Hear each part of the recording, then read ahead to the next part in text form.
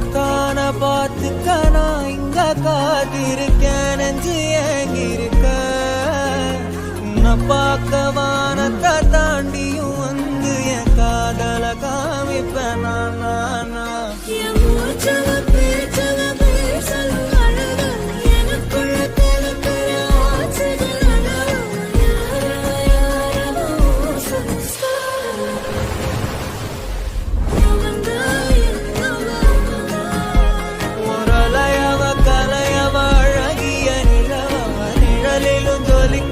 நிரந்தர ஒளியவ சரியவ தவறவ சிரிக்கிற சிரிப்புக்கு அவதான் காரணம்.